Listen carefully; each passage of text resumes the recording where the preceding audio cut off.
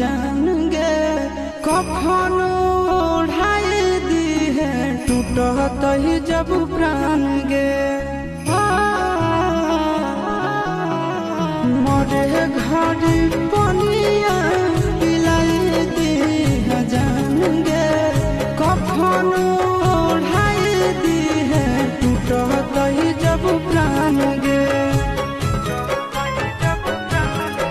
हगे हमारा से तोरा जाती प्यार होता भेट सक छात कर लगे हगे सोनाया गावा हो भरती पा